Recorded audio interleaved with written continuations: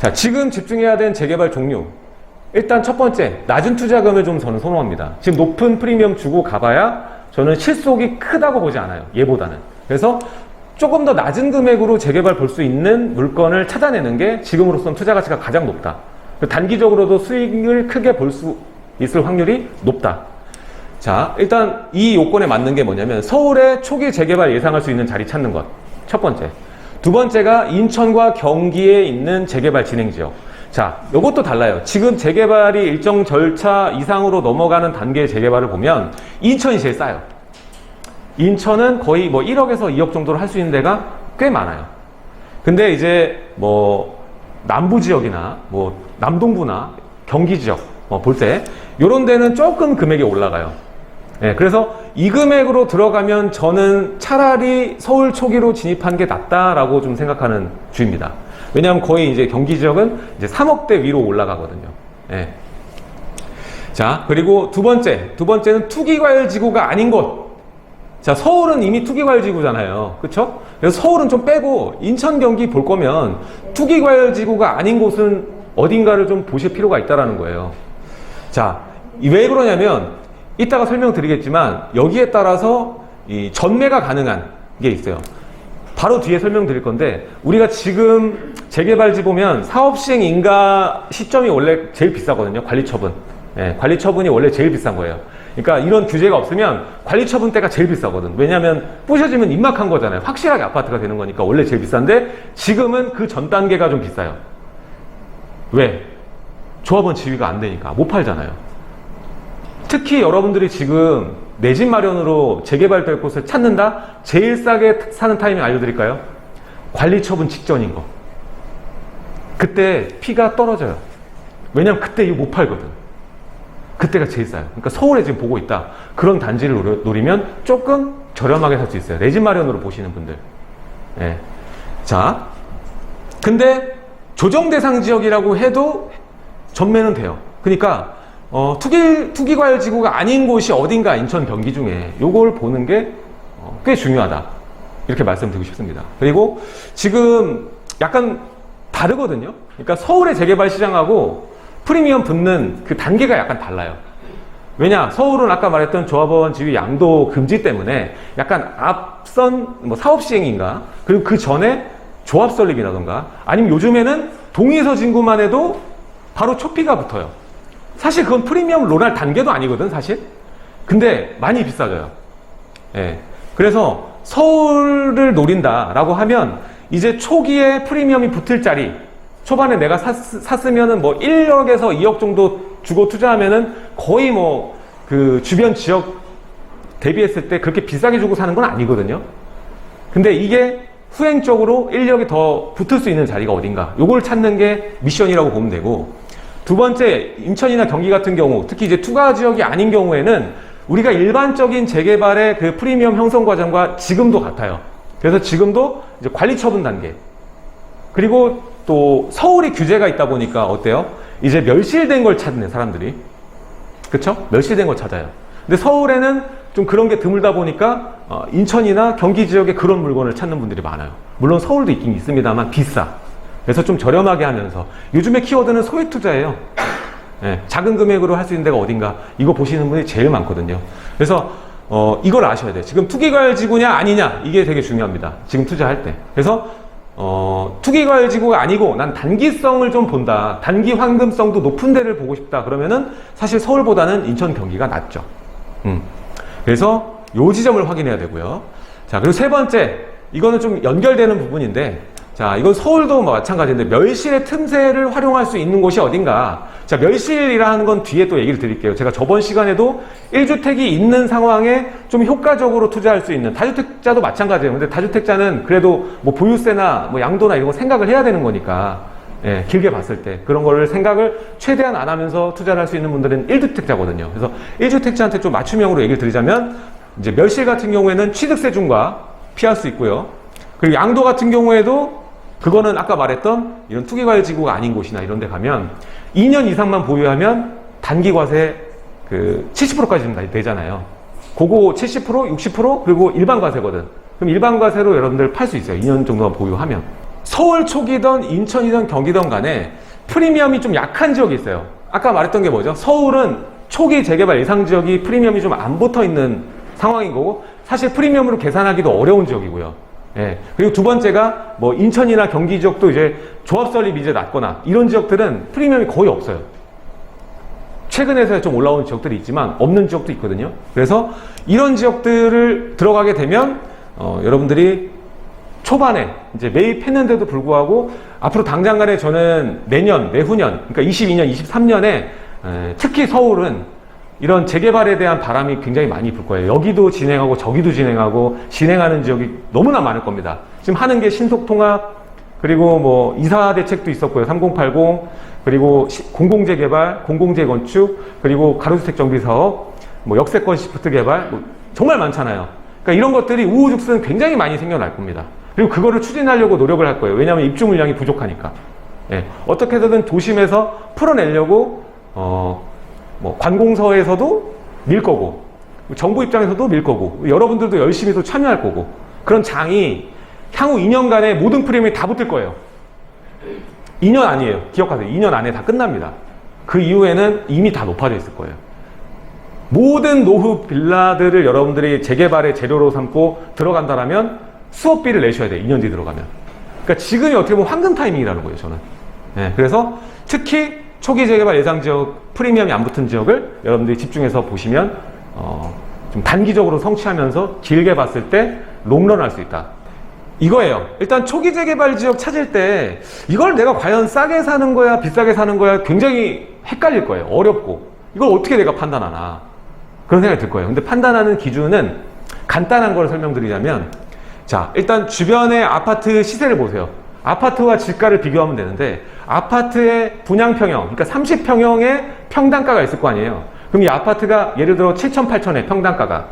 근데 주변에 내가 본 노후 밀집촌, 노후 주거지가 밀집되어 있는 지역 보니까 땅값이 얼마예요? 부동산에 물어보니 평당 한 4천 정도 해요. 그러면 사도 되는 겁니다. 아직 높은 게 아닌 거예요.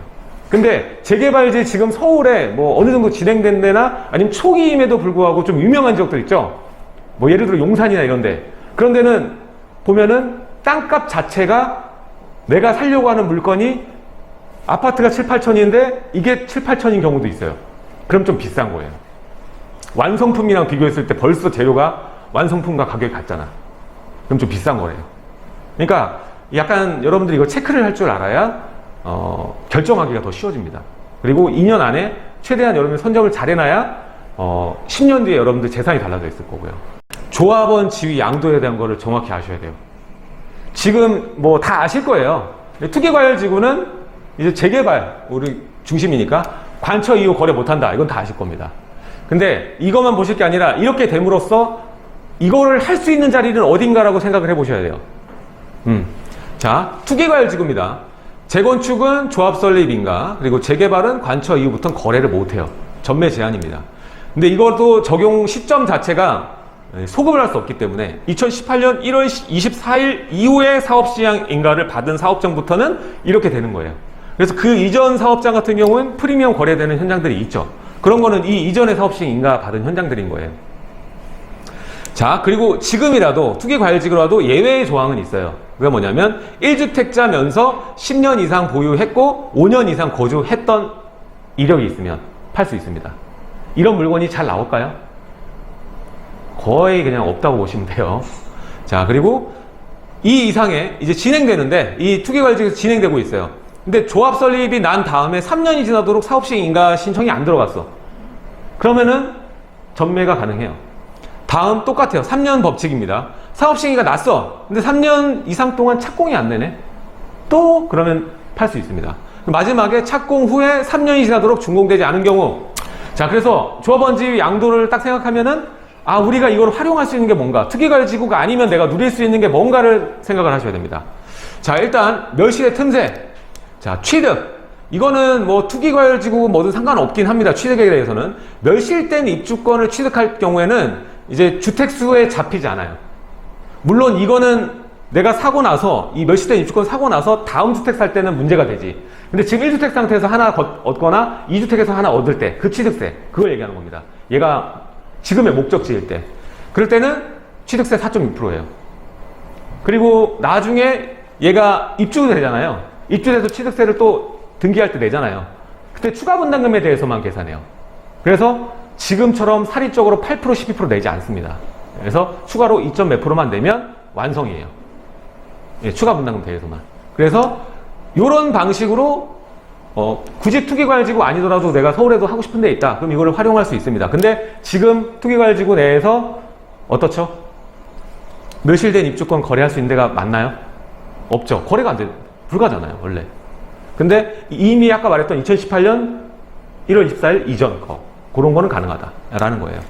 그래서 보통 이게 거의 없으니까 그래서 인천 경기 보는 거예요. 이거 활용해서 사이드로 자산 채우려면. 자, 그래서 여기에만 있느냐? 그게 아닙니다. 이제 보유에서도 좀 메리트가 있어요. 뭐냐?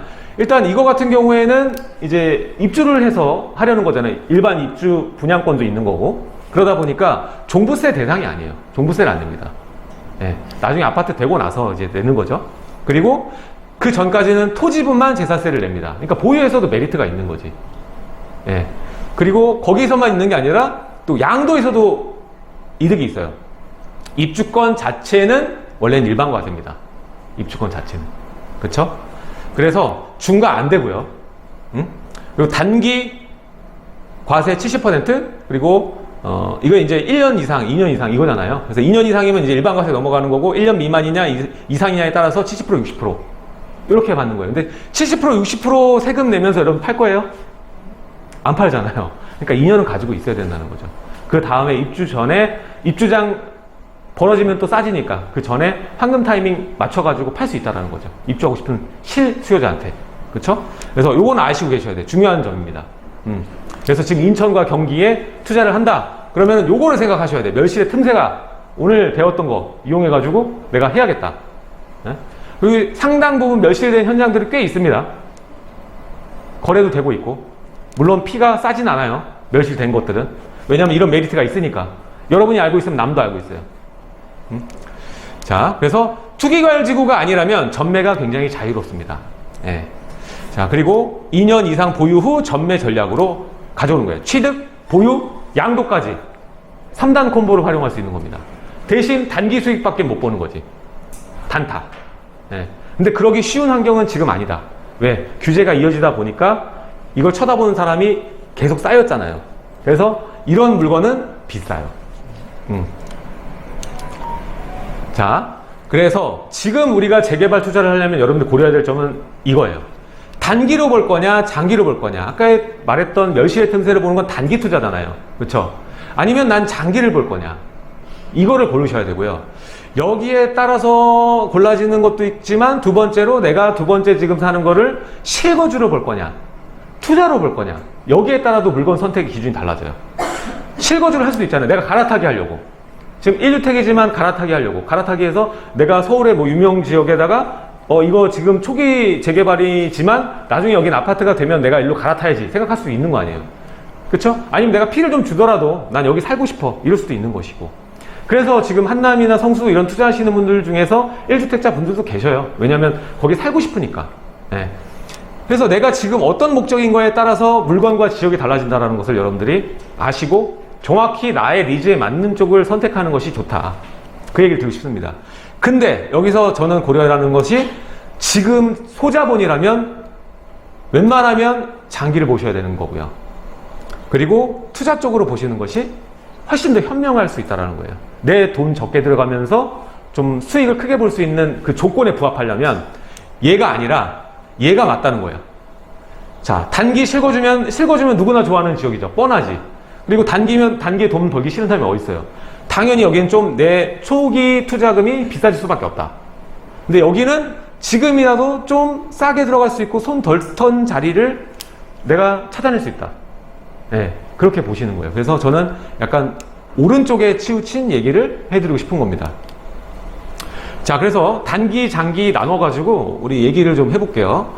자, 일단 아까 말했던 게 단기, 규제 틈새를 활용한 취득, 그리고 양도 활용 전략, 이게 단기로 보시면 됩니다. 시간이 굉장히 짧아요. 멸실돼서 뭐 좀 늦어지는 케이스도 있겠지만 거의 대부분 여러분들 파는 시기는 3년 내일 겁니다. 보유하자마자 3년 내에 이제 매도까지 갈 거예요. 그동안 얼마나 붙느냐가 관건인데 이게 쉽게 많이 팍팍 올라갈 거냐? 인천, 경기는 좀 한계가 있습니다. 주변 지역 아파트 보면은 그 가격에서 뭐 좀 더 높은 가격을 갈 수는 있겠지만 거기서 끝나는 게 아니라 얘보다 좀 상위 지역의 가격을 보면 생각보다 덜 가 있는 경우가 많아요. 그래서 안전마진 폭이 굉장히 작다. 예, 투자금도 작지만 안전마진 폭도 작은 경우가 대다수다라고 보시면 돼요. 자, 그리고 두 번째, 어디 단기나 장기를 하셔도 마찬가지지만 특히 단기 같은 경우에는 단기적으로 실현할 수 있는 호재가 있는 곳이 좋아요. 예를 들어 이번에 7호선이 연장되는 거 아시죠? 예, 청라까지 이어지잖아요. 뭐 이런 것들이 단기 호재예요, 어떻게 보면. 그리고 뭐 신안산선 같은 거, 이건 단기 호재입니다. 예, 단기에 되는 거. 근데 이제 GTX 이런 거는 장기 호재예요. 근데 단기에 들어갈 수 있는 것들을 보시는 게 좋아요. 그리고 뭐 어떤 쇼핑몰이 생긴다던가 아니면 업무 지역이 생긴다던가 이런 것들은 굉장히 좋은 호재입니다. 그래서 호재를 좀 끼고 있는 지역을 노리는 게 좋습니다. 단기일수록. 그래서 교통이나 인프라가 들어올 예정지, 특히 여기서 인프라라고 해서 일정 업무나 상업시설만 말하는 게 아니라 신규 단지가 많이 들어올 수 있는 지역도 좋아요. 그럼 새 아파트들로 변하는 지역들, 그러니까 주변 지역 일대가 구도심에서 신도심으로 바뀌는, 서울로 따지자면 뉴타운 같은 동네, 그런 거를 찾아놓는 것도 어떻게 보면은 큰 호재가 될 수 있다. 그래서 이런 지역들을 단기로 볼 때 노리는 게 좋습니다. 그래서 단기로 보자면 경기나 인천 지역의 일정 절차, 여기서 초기 재개발 찾으면 하세월이에요.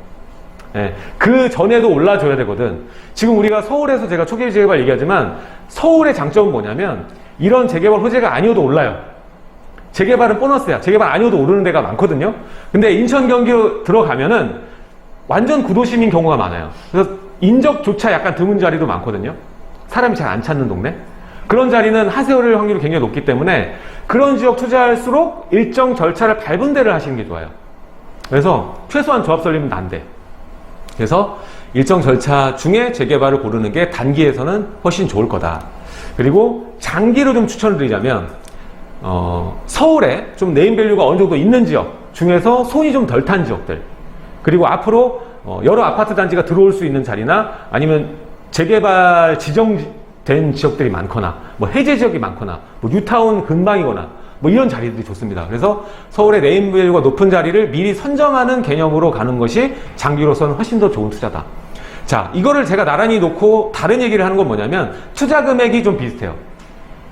투자 금액이 얘를 하나 좀 비슷하거든. 여기서 갈려요. 그래서 단기로 보면 이거 하시는 게 더 나을 것 같고요. 장기로 보실 거면 이거 하는 게 전 낫다고 보는 거예요. 그래서 이렇게 얘기를 드리는 겁니다. 자, 근데 차후에 내가 일정 시점이 지나갔을 때 누가 많이 올랐는지는 장담을 못해요. 아파트 완성하는 그 속도, 뭐 진행 여부 측면에서는 당연히 경기 인천 지역의 일정 절차가 낮겠지만 나중에 가격 오른 걸로 순익 계산했을 때는 어느 것이 더 오를지 모릅니다. 서울 얘가 재개발이 진행 안 됐어도 더 올 수도 있다는 거예요. 그 압력 때문에. 사람들 수요자가 찾는 그 압력 때문에 그렇게 될 수도 있다는 겁니다.